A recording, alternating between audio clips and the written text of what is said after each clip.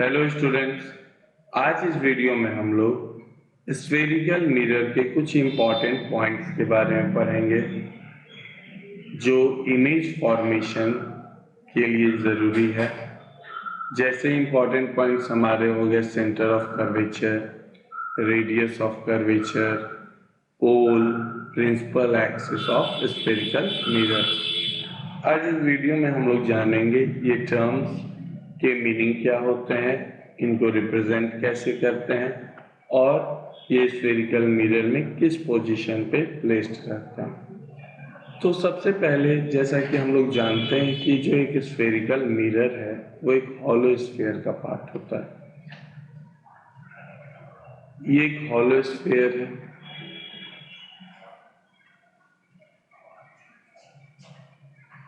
ये hollow sphere suppose मान लेते हैं ग्लास का बना हुआ है, शीशे का बना हुआ है, और इसके एक पार्ट को हम कट कर देते हैं। जैसे इसके इस पार्ट को हमने कट कर दिया, इस पार्ट को कट कर दिया, तो ये कुछ इस तरह का सरफेस होगा। मिरर बनाने के लिए हम लोग सिल्वर पेंट का यूज़ करते हैं, इसलिए क्योंकि सिल्वर जो है वो बहुत अच्छा रिफ्लेक्टर होता है और मिरर में हमें रिफ्लेक्टर चाहिए। तो इस पार्ट को हमने क्या कर दिया, पेंट कर दिया सिल्वर पेंट। और इसी तरह से हम कॉपी पे पेन के मदद से कॉपी पे स्फेरिकल मिरर का डायग्राम भी बनाते हैं। तो इसमें जो रिफ्लेक्शन जो है अंदर वाले साइड से होगा, इसीलिए यानी अंदर वाले साइड को हम लोग कॉनकेव साइड कहते हैं। कॉनकेव साइड से रिफ्लेक्शन हो, इसलिए इस मिरर को हम लोग कॉनकेव मिरर कहते हैं। कॉनकेव मिरर क्या होता है? ऐसा मिरर जिसमें reflection of light inner surface से हो। अगर हमने इस पार्ट को जो है इस साइड इनर पार्ट को सिल्वर से पेंट कर दिया तो ये जो बाहर वाला पार्ट है वहां से रिफ्लेक्शन होगा और इस बाहर वाले सरफेस को हम लोग कॉन्वेक्स साइड कहते हैं और इससे जो मिरर बनेगा हमारा कॉन्वेक्स मिरर बनेगा। अब इसी मिरर में हम लोगों ने जान गया कॉनकेव मिरर को कैसे रिप्रेजेंट करना है और कॉन्वेक्स मिरर को कैसे रिप्रेजेंट करना है। स्टूडेंट्स ये ध्यान देंगे कि आपको कॉनकेव मिरर कैसे बनाना है।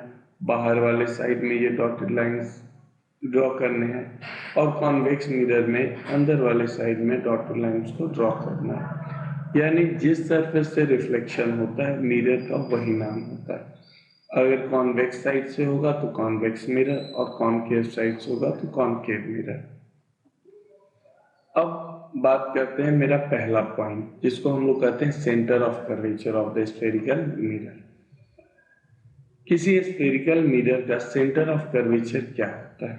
जैसे मान लेते हैं कि एक स्फेरिकल मिरर है, इसका नाम हम रख देते हैं MM। तो ये MM जो है वो स्फेरिकल मिरर है। ये स्फेरिकल मिरर ये एक हॉलो स्फीयर से बना हुआ है, यानी ओरिजिनली इस स्फीयर का ये पार्ट है। क्योंकि कोई भी स्फेरिकल मिरर किसी ना किसी मिरर स्फीयर का पार्ट होता है। ये बात हम लोग ऑलरेडी जानते हैं कि कोई भी स्फेरिकल मिरर किसी ना किसी स्फीयर का पार्ट होता है। तो उस स्फीयर का जो सेंटर होता है, जैसा कि हम जानते हैं कि अगर फुटबॉल एक स्फीयर है तो उसका सेंटर होगा, जैसे सर्कल का सेंटर होता है वैसे स्फीयर का भी सेंटर होगा। और जो जिस हॉलो स्फीयर का ये मिरर पार्ट है उस हॉलो स्फीयर का जो सेंटर होगा वो इस मिरर का क्या कहलाएगा? Centre of curvature. Simple, mirror जिस स्फीयर का पार्ट है उस स्फीयर का जो सेंटर होगा मिरर उसको क्या, मिरर के लिए वो क्या कहा जाएगा? मिरर के लिए वो सेंटर ऑफ कर्वेचर कहा जाएगा। और इसमें भी कॉन्वेक्स मिरर में भी हम लोग देखेंगे, कॉन्वेक्स मिरर में भी कोई भी मिरर हो, कॉन्वेक्स हो चाहे कॉनकेव हो, ये भी एक स्फीयर का पार्ट है और इसका जो सेंटर होगा उसको सेंटर ऑफ कर्वेचर कहेंगे। यानी स्फीयर का जो सेंटर होता है जिसका मिरर पार्ट होता है वो मिरर का क्या कहलाता है? Centre of curvature. यानी centre of curvature of a spherical mirror is the centre of the hollow sphere. Centre of curvature क्या है? हॉलो स्फीयर का सेंटर है जिसका मिरर क्या है? पार्ट है। इसको हम लेटर C से डिनोट करते हैं, यानी लेटर C से हम लोग स्फेरिकल मिरर के सेंटर ऑफ कर्वेचर को डिनोट करते हैं। अब एक चीज और, सेंटर ऑफ कर्वेचर देख रहे हैं कि स्फेरिकल मिरर यहाँ पे है, इसका हमने नाम दिया था MN। स्फेरिकल मिरर यहाँ है और सेंटर ऑफ कर्वेचर ये पॉइंट है। तो सेंटर ऑफ कर्वेचर जो है वो मिरर का पार्ट नहीं होता, यानी मिरर से कहीं दूर एक पॉइंट होता है और उसी पॉइंट को हम लोग सेंटर ऑफ कर्वेचर कहते हैं। Centre of curvature is not the part of the mirror, it lies outside the reflecting surface. ये MN जो है ये रिफ्लेक्टिंग सरफेस है और जो सेंटर ऑफ कर्वेचर होता है वो रिफ्लेक्टिंग सरफेस के बाहर रहता है। It should noted that the center of curvature of a concave mirror, concave mirror का जो center of curvature होता है, जैसे ये concave mirror हो गया, इसका ये center of curvature तो मिरर के इन फ्रंट होता है, मिरर के सामने होता है, in front of the mirror, front of the mirror, यानी मिरर के सामने होगा, यानी रिफ्लेक्टिंग सरफेस की तरफ होगा। और जो कॉन्वेक्स मिरर होता है उसका जो सेंटर ऑफ कर्वेचर होता है रिफ्लेक्टिंग सरफेस के पीछे होता है, और रिफ्लेक्टिंग ही सरफेस को हम लोग मिरर भी कहते हैं, इसलिए हम कहते हैं कि ये मिरर के पीछे है। ये जो सेंटर ऑफ कर्वेचर है ये क्या है, बिहाइंड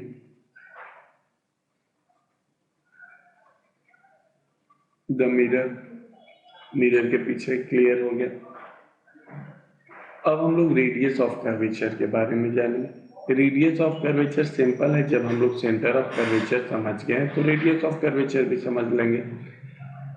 जैसे कोई भी स्फेरिकल मिरर जो है, जैसा कि हम लोग जान चुके हैं कि MN एक स्फेरिकल मिरर है और ये एक किसका पार्ट है, एक हॉलो स्फीयर का पार्ट है, ये एक हॉलो स्फीयर से मिलकर बना हुआ है। तो इस हॉलो स्फीयर का जो रेडियस होगा वो मिरर का क्या कहलाएगा, रेडियस ऑफ कर्वेचर। जैसे हॉलो स्फीयर का जो सेंटर था वो मिरर का क्या कहलाता था, सेंटर ऑफ कर्वेचर। उसी तरह हॉलो स्फीयर जिसका मिरर पार्ट है ये जरूर इंक्लूड करेंगे, ये नहीं कहेंगे कि हॉलो स्फीयर का जो रेडियस होता है उसको हम लोग रेडियस ऑफ कर्वेचर कहते हैं, नहीं, किसी भी हॉलो स्फीयर का नहीं, जिस हॉलो स्फीयर का वो मिरर पार्ट है उसका जो रेडियस होता है उसको हम लोग रेडियस ऑफ कर्वेचर कहते हैं। यानी जो हॉलो स्फीयर, जिस हॉलो स्फीयर का मिरर पार्ट है उस हॉलो स्फीयर का जो रेडियस होगा वो मिरर का क्या कहलाएगा, रेडियस ऑफ कर्वेचर। फिगर में अगर देखें डेफिनेशन पढ़ लेते हैं, the radius of curvature of a spherical mirror is the radius of the hollow sphere of glass of which the mirror is a part. यानी उस हॉलो स्फीयर का radius जिसका मिरर पार्ट है उसका जो रेडियस है वो क्या कहलाएगा, मिरर का radius of curvature. Radius of curvature को CP से डिनोट करते हैं, यानी C यहाँ हो जाता है सेंटर ऑफ कर्वेचर और P हो जाता है पोल। तो ये जो डिस्टेंस है इसी को हम लोग रेडियस ऑफ कर्वेचर कहते हैं। इस डायग्राम में भी देखेंगे तो CP जो है सेंटर ऑफ कर्वेचर से पोल तक यानी मिरर तक जो डिस्टेंस होगा उसको हम लोग क्या कहेंगे, radius of curvature. Radius of curvature को कैपिटल R से हम लोग डिनोट करते हैं। पोल, अब पोल क्या होता है, the centre of the spherical mirror is called its pole. Centre किसको कहते हैं, बीचों बीच पॉइंट, जिसको हम लोग मिड पॉइंट कहते हैं।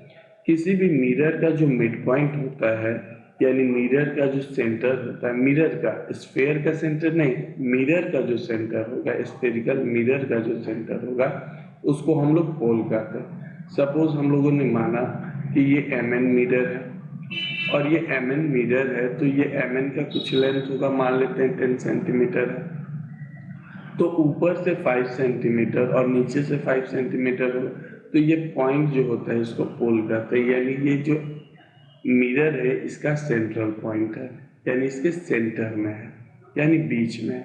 The middle point of the spherical mirror is called pole. जो मिडिल पॉइंट होता है किसी भी स्फेरिकल मिरर का उसको हम लोग क्या कहते हैं बच्चों, पोल कहते हैं। इस फिगर में जो P से डिनोट किया गया ये क्या है बच्चों, पोल है। और पोल जो होता है वो मिरर पे लाई करता है। अभी तक हम लोगों ने देखा कि सेंटर ऑफ कर्वेचर मिरर पे लाई नहीं करता है, वो रिफ्लेक्टिंग सरफेस पे नहीं होता है, लेकिन जो पोल होता है वो मिरर के रिफ्लेक्टिंग सरफेस पे होता है, क्योंकि वो उसी का मिड पॉइंट होता है रिफ्लेक्टिंग सरफेस का। पोल क्लियर हो गया। मिरर का जो भी लेंथ है उसका जो हाफ पॉइंट होगा उसको हम लोग पोल कहेंगे। अब आता है टर्म प्रिंसिपल एक्सिस। एक्सिस हम लोग जानते हैं, लाइन को हम लोग जनरली एक्सिस बोलते हैं। जैसे हम लोग पढ़े हैं एक्स एक्सिस और वाई एक्सिस, ये जो हो गया एक्स एक्सिस हो गया और ये वाई एक्सिस। तो एक्सिस कोई एंड पॉइंट नहीं होता है, वो बढ़ते चला जाता है। तो अगर हम एक ऐसा लाइन स्फेरिकल मिरर से पास कराते हैं जो सेंटर ऑफ कर्वेचर से होते हुए, पोल से होते हुए ये पास करता हो, यानी अगर कोई लाइन सेंटर ऑफ कर्वेचर और पोल से होते हुए पास करता है तो उस लाइन को हम लोग क्या करते हैं, प्रिंसिपल एक्सिस करते हैं। The straight line passing through the centre of curvature, जो straight line centre of curvature से पास करे और पोल से पास करे, यानी सेंटर ऑफ कर्वेचर होते हुए वो पोल से पास करे स्फेरिकल मिरर के, उसको हम लोग क्या कहते हैं, प्रिंसिपल एक्सिस। इस डायग्राम में हम लोग देखेंगे एक्स डैश और एक्स, यानी ये एक्स डैश है डैश और ये एक्स है, तो एक्स डैश एक्स क्या है, प्रिंसिपल एक्सिस है, प्रिंसिपल एक्सिस। और ये भी जो इस कन्वेक्स मिरर का एक्स डैश और एक्स क्या है, प्रिंसिपल एक्सिस है, यानी प्रिंसिपल एक्सिस वो लाइन है जो सेंटर ऑफ कर्वेचर और पोल से होते हुए पास करता है। अब इस डायग्राम में देखेंगे, in the figure C is the center of curvature of the concave mirror and P is the pole, the spherical mirror concave or convex, so x dash x passes through the C and P। जो line x dash x है वो C और P से पास कर रहा है, इसलिए is the principal axis of the spherical mirror, इसलिए ये spherical mirror का क्या है, principal axis है। अब हम लोग एपर्चर के बारे में पढ़ेंगे। एपर्चर क्या होता है, जो मिरर का लेंथ होता है, पोर्शन होता है जहाँ पे लाइट का रिफ्लेक्शन होता है। अगर हम कहते हैं ये मिरर बड़ा है वो मिरर छोटा है, तो एक्चुअली हम किस चीज़ के बारे में बात करते हैं, हम लोग एपर्चर के बारे में। साइंस में उसको बड़ा छोटा नहीं कहते, एपर्चर कहते हैं। यानी मिरर का लेंथ जिससे लाइट का रिफ्लेक्शन होता है, जितने पोर्शन से लाइट का रिफ्लेक्शन होता है उसको क्या कहा जाता है, एपर्चर कहा जाता है। The portion of the mirror from which the reflection of light actually takes place is called the aperture of the mirror। वो मिरर का क्या कहलाएगा, aperture. The aperture of a spherical mirror is represented by the diameter of the reflecting surface। अब ये यहाँ से यहाँ तक का रिफ्लेक्टिंग सरफेस है, इसका जो डायमीटर है ये mm, ये क्या कहलाएगा, इसका एपर्चर कहलाएगा। यानी यहाँ से यहाँ तक का जो लेंथ है उसी को हम क्या करते हैं, एपर्चर। अगर हमने एक कनकेव मिरर ऐसे बनाया और कोई पूछे कि सर इसका एपर्चर क्या होगा, तो यहाँ से यहाँ तक का जो लेंथ है ये क्या कहलाएगा, एपर्चर। अगर मैंने इस तरह से बनाया तो ये एपर्चर। अगर हम कहेंगे कि ये फिगर 1 है, ये फिगर 2, किसका एपर्चर ज़्यादा है, तो कहेंगे फिगर 2 का एपर्चर ज़्यादा, यानी किसमें रिफ्लेक्टिंग सरफेस ज़्यादा है। एपर्चर केवल रिफ्लेक्टिंग सरफेस को बताता है कि उस पार्टिकुलर मिरर का रिफ्लेक्टिंग सरफेस कितना है। तो डायग्राम में हम देखेंगे जो mm हमको रिप्रेजेंट किया है, यानी जो डायमीटर होता है रिफ्लेक्टिंग सरफेस का, उसको हम लोग एपर्चर कहते हैं, उसको स्ट्रेट लाइन से डिनोट करता है। और जो लेंथ होता है, मान लेते हैं किसी मिरर का लेंथ जो है, रिफ्लेक्टिंग सरफेस का लेंथ जो है 10 सेंटीमीटर है, तो हम क्या कहेंगे, उस मिरर का लेंथ 10 सेंटीमीटर है, तो गलत है। हमको कहना होगा कि उस मिरर का एपर्चर जो है वो 10 सेंटीमीटर है। अब प्रिंसिपल फोकस और focal length of concave mirror. Concave mirror का हम लोग प्रिंसिपल फोकस और कनकेव मिरर का, कॉन्वेक्स मिरर का इस वीडियो में बात नहीं करेंगे, कॉन्वेक्स मिरर का अगले वीडियो में बात करेंगे। तो प्रिंसिपल फोकस होता क्या है, चाहे फोकल लेंथ क्या होता है। जैसा कि हम लोग जानते हैं कि अगर किसी प्लेन मिरर पे पैरेलल लाइट रेज जाएगा तो क्या होगा, वो रिट्रेस कर लेगा। प्लेन मिरर में हम लोगों ने पढ़ा इसके पहले वीडियोस में कि अगर लाइट रे पैरेलल जाएगा तो क्या होगा, उसी पाथ से वो रिट्रेस कर जाएगा। लेकिन कॉनकेव मिरर में ऐसा नहीं होता है। कॉनकेव मिरर में अगर हम पैरेलल लाइट रेज डालें तो ये सारे लाइट रेज रिफ्लेक्ट होके एक पॉइंट पे आते हैं। फिर से समझेंगे, अगर हम एक प्लेन मिरर, अगर हम एक कॉनकेव मिरर पे parallel beam of light rays को फॉल कराते हैं, यानी लाइट रेज जो पैरेलल जाएगा तो वो रिफ्लेक्ट करके एक पॉइंट पे कन्वर्ज हो जाए। कन्वर्ज मतलब होता है कमिंग टुगेदर, यानी रिफ्लेक्शन होने के बाद वो एक पॉइंट पे आके मिल जाएगा और वो पॉइंट प्रिंसिपल एक्सिस पे होता है और उसी पॉइंट को हम लोग फोकस करते हैं। यानी focus is a point on a principal axis at which all the parallel rays all the parallel rays to the principal axis after reflection converges। यानी फोकस वो पॉइंट होता है जिस पॉइंट पे जो पैरेलल लाइट रेज होते हैं, जो इंसिडेंट पैरेलल लाइट रेज होते हैं प्रिंसिपल एक्सिस के, वो रिफ्लेक्ट करके उस पॉइंट पे कन्वर्ज हो जाते हैं और उसी पॉइंट को हम लोग फोकस करते हैं। Principal focus of a concave mirror is a point on its principal axis to which all the light rays which are parallel and close to the principal axis converges after reflection from the concave mirror।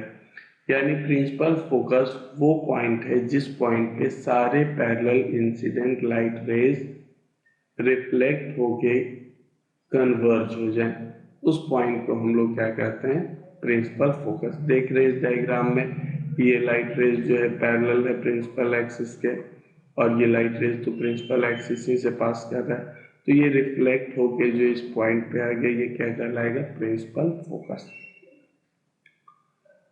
A parallel beam of light rays is falling on a concave mirror mm' mirror में जो एक parallel beam of light ray fall कर रहा है, f is the principal focus of the concave mirror और इसमें f क्या है, principal focus है।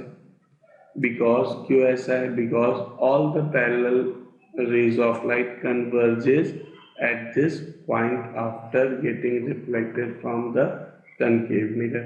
यानी कनकेव मिरर से रिफ्लेक्शन करने के बाद सारे पॉइंट जो उसी पॉइंट पे, सारे लाइट रेज जो उसी पॉइंट पे कन्वर्ज कर रहे हैं यानी मिल रहे हैं। Since all the reflected light rays actually pass through the focus, यहाँ पे क्या है, जितने लाइट रेज हैं वो रिफ्लेक्ट करके एक्चुअली फोकस पे जा रहे हैं, इसीलिए कनकेव मिरर का जो फोकस होता है उसको रियल फोकस कहते हैं। क्यों कॉनकेव मिरर के फोकस को रियल फोकस क्यों कहते हैं, क्योंकि जितने भी लाइट रेज हैं वो सब एक्चुअली जो है रिफ्लेक्ट होकर उस पॉइंट पे मिलते हैं। The focus of concave mirror is in front of the mirror, ये फोकस जो होता है वो मिरर के फ्रंट में होता है, मिरर के सामने होता है। Since a concave mirror converges a parallel beam of light rays, it also known as converging mirror। जैसा कि हम लोग डायग्राम में देखें कि पैरेलल लाइट रेज को जो है कनकेव मिरर कन्वर्ज करके एक पॉइंट पे ले, यानी सबको बटोर के इकट्ठा करके एक पॉइंट पे ले आए रिफ्लेक्शन के बाद, तो जो ऐसा करे उस तरह के मिरर को कन्वर्जिंग मिरर कहते हैं, यानी सबको इकट्ठा करके एक पॉइंट पे ले आ रहा है। अब हम लोग फोकल लेंथ के बारे में जानेंगे। फोकल लेंथ और आसान है, फोकस और पोल के बीच की जो दूरी होती है उसको हम लोग क्या कहते हैं बच्चों, focal length. Focal length of a concave mirror is the distance between pole and the principal focus. Pole और प्रिंसिपल फोकस के बीच की जो दूरी होगी उसको हम लोग फोकल लेंथ कहेंगे। एक बात हमेशा याद रखेंगे, जो भी डिस्टेंस हम बताते हैं वो पोल से बताया जाता है, ये सिस्टम है। क्यों है, हम लोग साइन कन्वेंशन में पढ़ेंगे। हम लोग एक नियम बनाए हैं, यानी लेंथ को मेजर करने के लिए स्फेरिकल मिरर में एक नियम बना है कि जो भी लेंथ मेजर किया जाएगा वो पोल से मेजर किया जाएगा। जैसे हम लोग यहाँ पे फोकल लेंथ बता रहे हैं, तो हम लोग ये भी कर सकते हैं फोकस से पोल की जो दूरी होती है, जो डिस्टेंस फोकस से पोल के बीच में होती है उसको हम लोग फोकल लेंथ। लेकिन यहाँ हम लोग ये नहीं करके क्या करते हैं कि पोल से फोकस के बीच की जो दूरी होती है, पोल से फोकस, ये नहीं कहते हैं कि फोकस से पोल के बीच में, पोल से फोकस के बीच में जो दूरी होती है उसको हम लोग फोकल लेंथ कहते हैं। इस डायग्राम में जो PF है ये क्या बता रहा है, PF हमारा जो है फोकल लेंथ बता रहा है कि ये इसका फोकल लेंथ है, और फोकल लेंथ को हम स्मॉल f से डिनोट करते हैं। ये जो लेंथ है स्मॉल, क्योंकि कैपिटल F से हम लोग फोकस को डिनोट करते हैं। Thanks for watching video. Have a nice day.